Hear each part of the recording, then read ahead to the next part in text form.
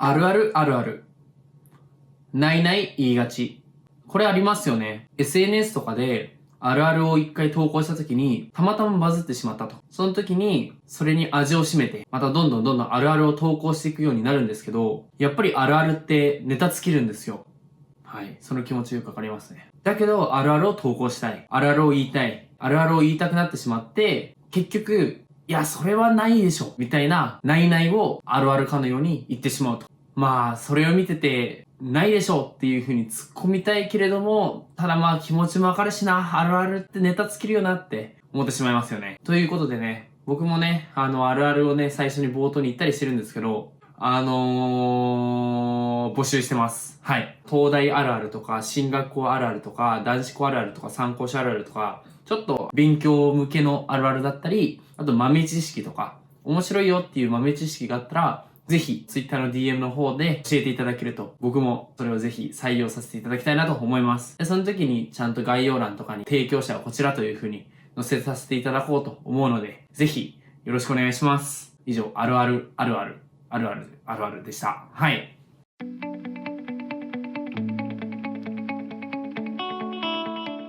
はい、どうも皆さん、こんにちは。スターディの方のゲントです。今回、数学両門道場第2弾ということで、早速やっていきましょう。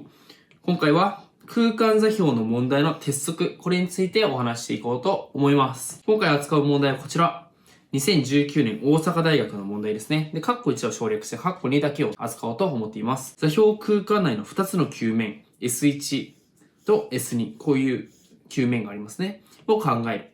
S1 と S2 の共通部分を C とする。で、S1 との共通部分が C となるような球面のうち、半径がルート3となる球面の方程式を求めようということですね。これはすごく面白い問題なんですよね。2つの球面があって、S1 と S2 があって、こう共有している部分があると。この共通部分を含む半径ルート3の球を求めなさいっていうことですね。はい。図が汚いですね。図が汚い。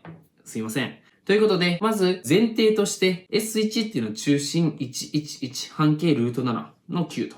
で、S2 は中心233で半径が1の球なのとなることは大丈夫ですかね。で、こちら。まず前提として、こいつらが共通部分を持ちますかっていうことを一応確認しておきましょう。当番上でそれがなくても僕はいいとは思うんですけど、一応確認しておきましょう。ということで、中心間の距離は2-1と3-1と3-1で3平方定理っぽいやつをやってあげて3という風になるので、で、半径がルート7と1。これの長さの差と長さの和の間に3が含まれているということから S と1と S には共通分を持つ。これは大丈夫ですかね。中心間の距離と半径の関係で全部その交わるかどうかっていう、円と円も球と球もそういった形で位置関係が求まるので、今回の場合は共通分を持ちますというわけですね。で、その共通部分っていうのは当然円ですよね。9と9が重なったら円になるはず。で、今回解法として2つのアプローチを考えます。立体の定石的解き方。あと、平面からの拡張で瞬殺する。この2パターンを紹介しようと思います。他にはベクトルとかも使って解くこともできるんですけど、正直この問題に関しては、ベクトルっていうのは出る幕ないですね。ということで、早速、丸1の方を見てみましょう。ということで、最初は立体の定石的解き方から解説していきます。まず、今回、球面の方程式を求めようって言われたら、何をすればいいか。何を求めれば、球面の方程式がわかるのかなっていうところから逆算していきましょう。はい。数学の問題っていうのは与えられた条件があって、そこから進んでいくのと、求めなきゃいけない答えがあって、そこから何が分かればいいのかっていうのを逆算して繋げていくものだと。ということで、球面の方程式を求めよう。ってことは何を求めればいいか。もちろん、中心と半径ですね。この2つが分かればいいと。で、今回も半径はルート3ということが分かっているので、中心を求めてあげればいいっていうことが分かるわけですね。はい。で、今回の問題。ピーポー。今回は9。2つの9と、あと半径ルート3の9。これの3つの9を考えていくわけなんですけど、正直、立体のままで考えないと難しいですよね。だから、それをどうやって考えていくかっていうと、定石。立体をうまい平面に落とし込め。これはもう定石なんです。定石中の定石。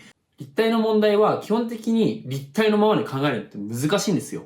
で、大体、うまい平面を取ってきてあげて、その平面上で考えてあげる。これを常にするっていうことをやってあげてほしいというわけですね。要はどんな問題も、平面に落とし込んでない風に見せて、実は、ここの平面で考えたときに、この三平方を使って、この平面で考えたときこうでっていう風に、それぞれ平面に落とし込んで、一個一個平面で考えてあげてるわけですね。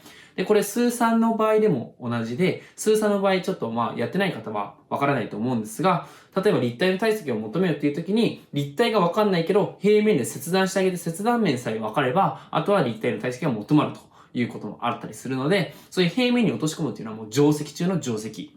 で、今回は Q が主役になってるんですが、円や Q っていうのは中心を意識するべしという風な定積もあります。中心があって、例えば接線があれば、中心からその接点まで引いて、そこが垂直ですよっていう風なのも定積ですし、そういったところで見なきゃいけないポイントっていうものをしっかりと意識してあげると、見通しが良くなります。今回の場合は S1 があって、S2 もあると。こんな感じで S2 ありますね。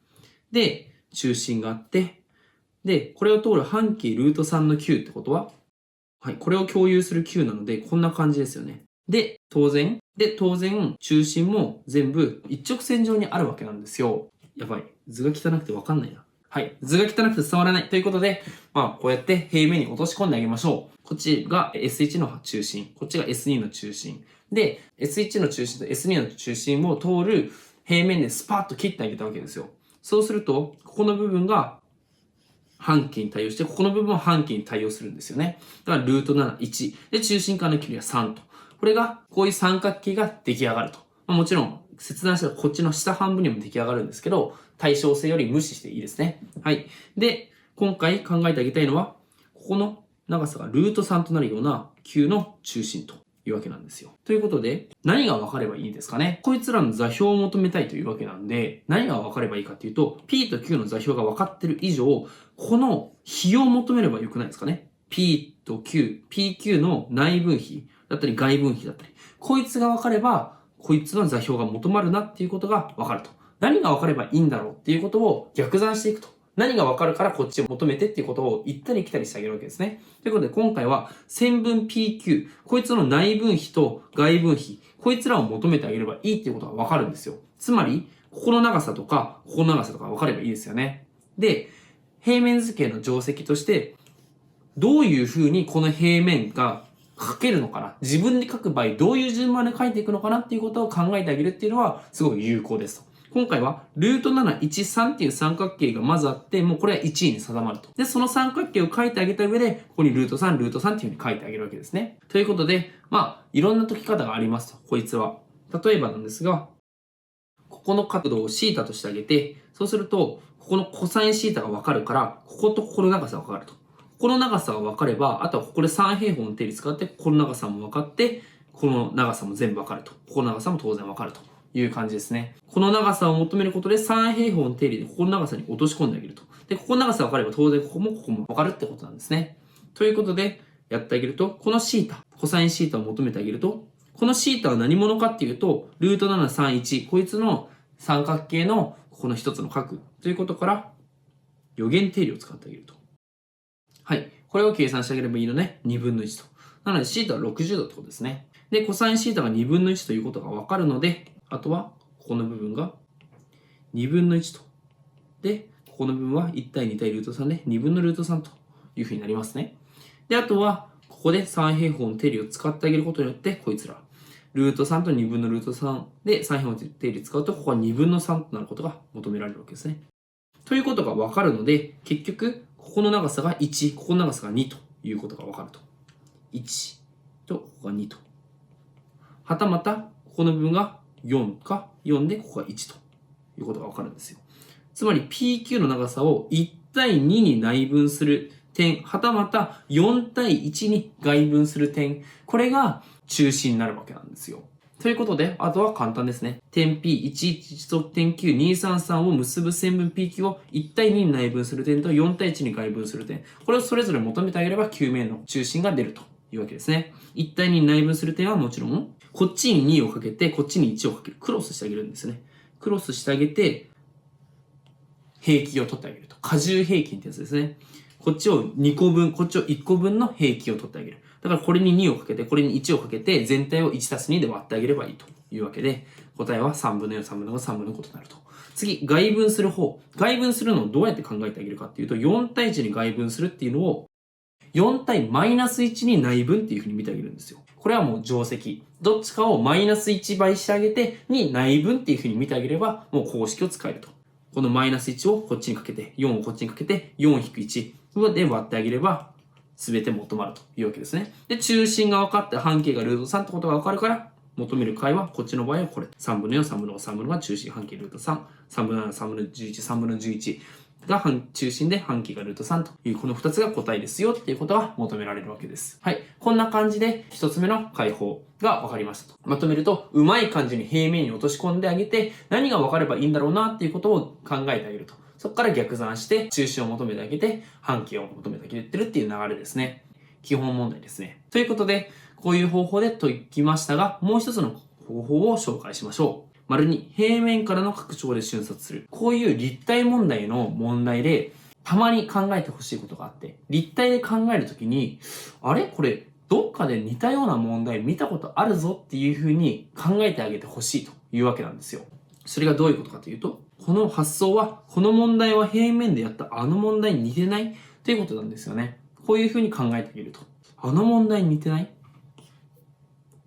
じゃあちょっと動画止めて考えてみてください。平面でこの問題に似た問題やったことないですかね？はい。わかりましたか？2つの円 x2 乗プラス y2 乗イコール9と x2 乗マイナス 2x プラス y2 乗引く 2y イコール2の二項点を通り半径ルート3の円の方程式を求める。これやったことありませんか？ありますよね。まあ、ない方は多分数 2B の復習がそんなに進んでないので、そちらの方をぜひ勉強していただけたらと思うんですが、まあ、この動画で勉強してもらえたらと思うんですけど、則を使うんですよね。則。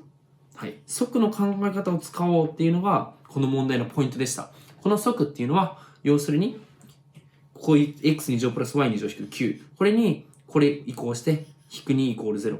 これの k 倍イコール0の半径がルート3になる k を求めれば良いということなんですよ。これ則ですよね。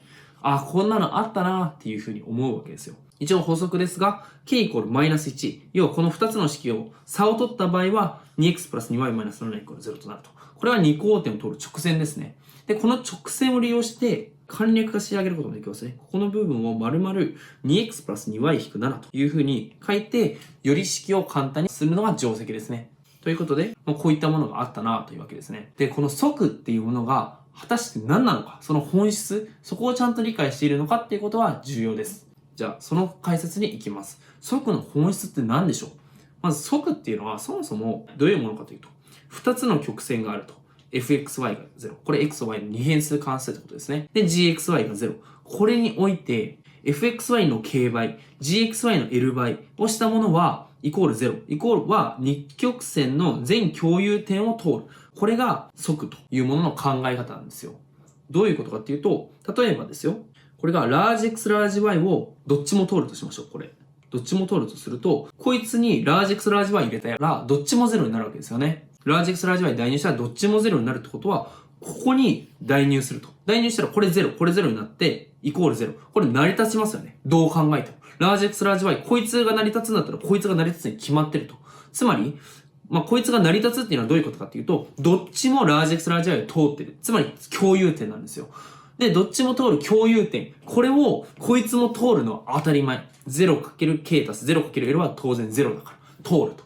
で、それはラージ x ラージ y どんなものがあったとしても、これどっちも成り立ってるのであれば絶対通ると。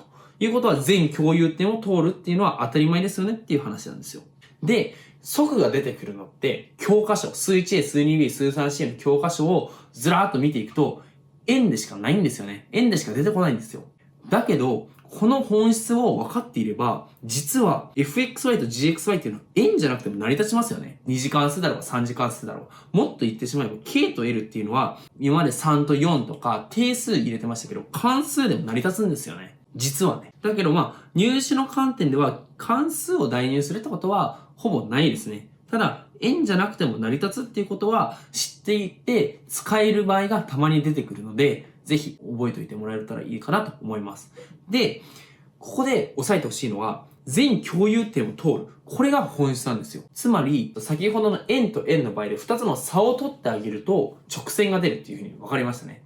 でもそれっていうのは、それって考え方は実はちょっと逆なんですよ。まず、k イコールマイナス1を代入しますと。代入したら何が出てくるかわかんないけど、それは絶対に2つの円の交点を通りますと。共有点2つとも通りますっていうものは、っていう条件は絶対確実なんですよ。ただそれって何だろうっていうふうに差を取ってみた結果、2x プラス 2y-7 イコール0。あ、直線じゃんっていうふうになるわけですよ。んで、これは確実に2つの交点を通るわけだから、あ、2つの交点を通る直線が 2x プラス 2y-7 イコール0なんだなっていうことがわかるっていう順番なんですね。つまり、K に何かを代入すると絶対交点を通るっていうことが前提で、それでマイナス1代入してみた結果、たまたま直線になった。たまたま直線の方程式が得られたから、あ、得られたものが結局それがその直線の方程式なんだなっていうふうにわかると。そういった流れなんですね。ということで、則っていうものはこういうものだと。で、これっていうのは空間座標についても全く同じ議論ができますよね。全く同じ。この fxy っていうものを xyz に置き換えただけで全く同じ議論ができると。つまり、言い換えれば、二つの立体があって、その二つの立体があって、その共有している点っていうものを全て通るものは、こういう形で表せるというわけなんですよ。こういう形で表せるものは、二つの立体の共有点全てを通るっていうふうに言えるわけなんですよ。これまさに今回の問題に適用できるものだと。ということで、解法。今回は則を使ってあげる。で、この2式を引いて得られる 2x プラス 4y プラス 4z。これ差を取っただけですね。イコール25。計算省略。これは共通分を通る平面の方程式があるので、これが共通分を通る平面の方程式っていうのは、これ足す k 倍のこれが0、イコール0っていうものを考えてあげて、k イコールマイナス1を代入してあげると。で、そのマイナス1を代入するものは何が出てくるかはわからない。わからないけれども、少なくとも全部の共通部分のところを通るっていうことは確実なんですよ。じゃあ、それを計算してみたら、あれこれ平面の方程式じゃん。ax プラス by プラス cz イコール d。これが平面の方程式ですよね。はい。これが平面の方程式であるわけだから、これ当然平面の方程式だと。あ、ってことはこれが全部の共有点を取る平面の方程式なんだなっていうことがわかるわけなんですね。はい。ということで 2x プラス 4y プラス 4z イコール25。これが平面の方程式だから、これで簡略化してあげると。これ S1、この7移行してあげたものを足す、これ25移行してあげたものの k 倍。これの値イコール0が共通部分を通る q を表しますよってことがわかるんですよね。で、あとはこいつを分かりやすく見通しよく整理してあげると、こういう感じになると。平方完成してあげれば見通しよくなりますね。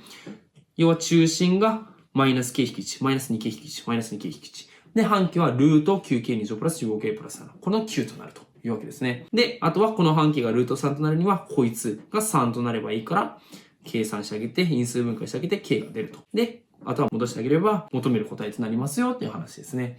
ということで、平面の則の問題、要は Q の問題があったときに、円の問題では似たような問題あったな。あ、則じゃん。あれこれ、則の本質さえ理解してれば、空間座標でも則と同じことできんだねっていうことが分かれば、それでできるわけなんですね。はい。ということで、今回は2つの解法を紹介してきました。一応、ベクトル的な考え方で言うと、ベクトルっていうのは、この点、中心って何者やねんっていうふうに考えていくわけなんですね。これはまた別の機会でお話していこうと思うんですが、何者やねんっていうふうに考える過程で、結局さっきの、何対何で内分する点だっていうふうに分かればいいとか、はたまた、何者やねんっていうのを突き詰めていくと、この 2x プラス 4y プラス 4z イコール25っていうものを求めていくことが自然な流れになっていくと思うんですが、この平面を求める過程で則の考え方を使うんですよ。2式を引いて得られるっていう時点で、これ則の考え方と一緒なんですよね。引いて平面が出てきて、それが求める平面なんだっていうのは、結局は則の考え方をしっかりと理解しないと、本来わかんないはずなんですよ。たまたま x2 乗の係数が消えたから、平面の方程式でいいよねっていうのは、ちょっと理解が甘いというか、ちゃんと則の考え方を理解していれば、これがちゃんと平面の方程式で間違いないってことが言えるわけなんですね。とすると、そもそも則の考え方を理解して初めて使えるものであるのであれば、初めからこっちでいいじゃんっていう話になるんですよ。初めから全部則で使ってベクトルとか出る幕ないでしょっていう話になるので、今回の問題で言うと、ベクトルの出る幕はあまりないのではないかなというふうに思います。ただ則が、もちろん参考書によっては、則の3次元版っていうものが対象外っていうか、発想として難しいのではないかっていうふうに判断してベクトルを使う問題集もありますが、僕は本質をちゃんと理解してればわかるんじゃないのかなっていう立場を取っていますので、今回の回答を紹介させていただきました。ということで、今回のまとめ。空間図形問題の解き方の鉄則は、うまい平面を持ってくると、平面と同じアプローチができないか考えるということですね。うまい平面を持ってきて、空間じゃわかんないから平面に落とし込んであげる。で、平面から空間に戻してあげる。空間から平面、平面から空間へ。そうですね。平面と同じアプローチができないか考える。空間で難しい問題も平面で一旦簡単な場合で考えてあげて、平面をもう一回空間に応用させてあげる。こういう空間と平面っていうものを全く同じように考えてあげる。で、これっていうのは結局、空間ベクトルを勉強するときにかなり意識してほしいんですよ。平面ベクトルを勉強して空間ベクトルを勉強していきますよね。空間ベクトルを勉強したときに平面ベクトルとも全然違って難しいなって思ってることは勉強の仕方が間違ってるってことなんですよ。空間ベクトルを勉強したときに、平面ベクトルでやったことそのまんま応用問題も含め全部の考え方完全に流用できんじゃん。全く難しいことないね。平面ベクトルさえやっとけば空間ベクトルなんてノリでできるでしょ。っていう風に思ってほしいんですよね。これがちゃんと勉強を進めていく過程でしっかりと身につけてほしい考え方。ということで、近々ベクトルのパターン化講義も出していきたいと考えていますので、そちらもぜひ楽しみに待っていただけたらなと思います。はい、ということで、今回の動画はこんな感じで、また次回の動画でお会いしましょう。